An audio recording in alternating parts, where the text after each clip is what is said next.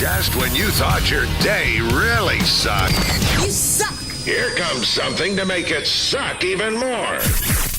It's a Lamont and Tonelli podcast. Running a few moments late here, as we normally do on this show. Normally on Tuesdays, we talk to Coach Harbaugh. Every second Tuesday now, we're going to talk to the great Joe Nedney. Yes. Joe's back with us. Right on. Little fanfare there. And do we have Nedney on the line right now? Yes. I believe we do. Is he there? Thank you, super producer, for getting him on morning. late. How are you, What's Joe? going on, Joe? Long time no talk. Yes, absolutely. Well, you know what? That is, I'd say, your fault, because we thought we would have you on last year when you were doing the stuff for the TV station, but you kind of big-timed us, and we said, Joe, come on, just show us a little love. And Are you kidding me? And we thought you were going to drop by. You promised to drop by. The studios are like a block away, and then it was just like, well, you know, by the time I get in there, I got to put makeup on, that kind of thing. You kind of big-timed us. Are you kidding me, man? As soon as I got done playing, the phone stopped ringing. You didn't call. You didn't write. As a matter of fact, the only time I ever communicated when we were passing, like in an airport or something like that, like baggage claim or something like that. It's the only time we talked. Well, we're going to get you back on a regular basis. Hey. Yeah, I belong here. Are you kidding me? Exactly, because that TV stuff, hey, you look good on TV, and I always enjoy your point of view, but I don't think we got to know the real Joe Nedney on TV. I got a face for radio. I belong in radio. Hey, Joe, in retirement, what is the best way to refer to you? As former 49er, just as Joe Nedney in retirement? Yes. What are you doing? I don't know. Lamont, you've always given me the great Joe Nedney. The great Joe Nedney. Although, why would I ever tell somebody, especially you, why would I tell you to stop calling me that? You just keep doing what you're doing. From what I understand, though, your wife calls you the Big Foot. Does that have anything? She was a big fan of your kicking, I guess. You know what? That name was given to me when I was about 7 years old. So, the Big Foot. Wow, you were ahead of your time. I had size 13 shoes at age 13. The Bigfoot. Oh, you could hold. You could hold for your own field goals.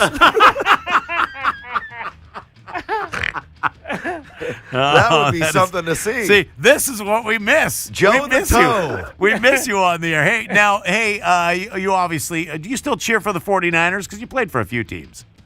Yeah, how can I not? You know, I mean, it started for me back with the Catch, you know, and I've been hooked ever since. So playing for the franchise was obviously, it was a dream, a 6-year dream, which was a lot of fun. But no matter what, I'll always be watching and rooting for the Niners. There's no way about it. And it's where I live, it's where I'm from, and there's a stadium being built in my backyard for a change, you know, which is nice. I mean, it's a pretty good time to be a Niner fan. Yeah. Are you still following the resurrected San Jose State Spartans?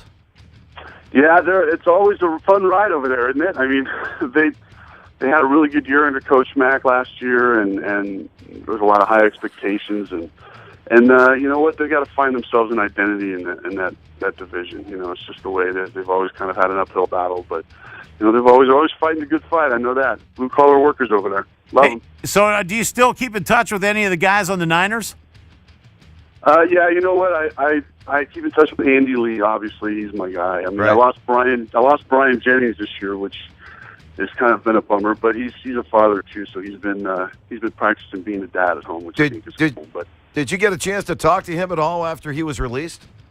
yeah, absolutely. You know what? That guy felt nothing but love on the way out of the building and on the way out of here. He's got a place in Scottsdale, and I have a feeling that, you know, as the season goes on, somebody's going to lose a snapper. It's just inevitable, and he'll end up. That could be pretty painful. Or something like that. When you lose a snapper, that could really be painful. Yeah. Yeah, they get in rough shape as the season goes on, man, I'm telling you. And do you know Phil Dawson at all, the 49er kicker? Do you know him at all? As a respected opponent, yes, you know, but we've never hung out anywhere except for on the field and pregame. But I have a lot of respect for him. Anybody that kicks in Cleveland for that long deserves respect. So. Anyone that lives in Cleveland for that long. Yeah, no kidding. Hey, he's got to be loving it out here. Do you talk to Harbaugh at all? Absolutely not. Really? No, the last time I talked to him was the last time I was employed, when I had to tell him I was done. So, yeah. But I got a lot of respect for him, though. I mean, for the short time that I knew him, which was basically from January until when the lockout occurred for a total of 2 months, and then seeing him here and there, he's always treated me with respect. So yeah. What kind of guy is he with fellow NFL people, like with players? Because when we have him on the air, he's pretty cut and dry. He doesn't seem to have that much of a sense of humor. He's a very cerebral guy, and what I love about him is he takes the words, he cuts your words, and minces them and analyzes them and gives you a response back that you didn't even know you were asking sometimes. You know what I mean? He almost looks at it in legal terms, and he has a really good way of talking. And then he also kind of analyzes people on their word-to-content ratio, and his is really bad if you look at it from there, like in his press conferences. Yeah. He gives you guys nothing, what I mean?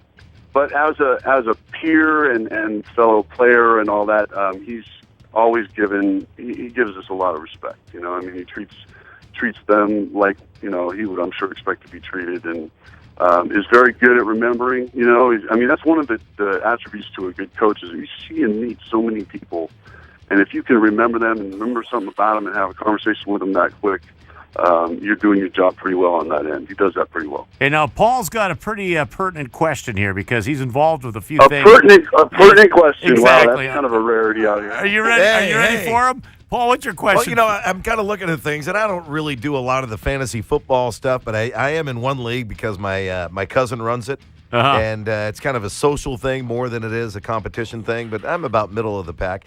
If you were putting together a fantasy football team, who would be, as a former place kicker, who would be your place kicker?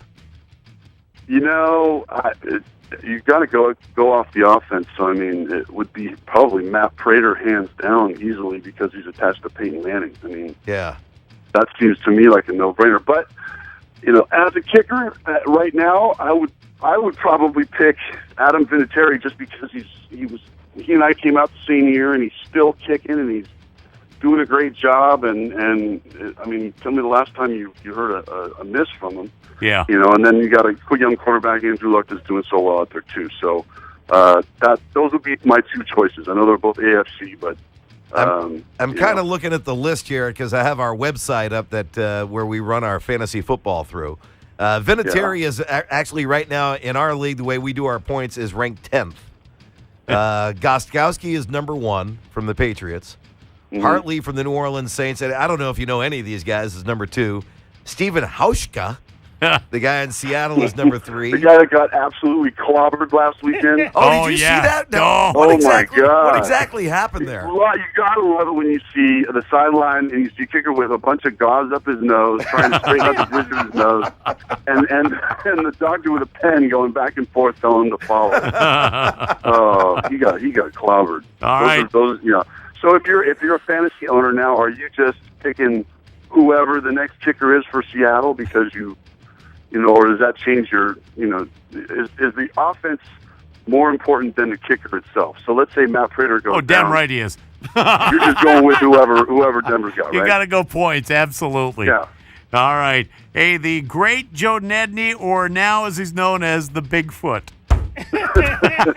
Talk to you later, Joe. Hey, Joe, we'll talk to you in 2 weeks. All right, bye-bye. You got it. I'll be here. All right. Another fine product from Uranus. That concludes the Lamont and Tonelli podcast. To hear more and everything Lamont and Tonelli, check out the website at lntworld.com.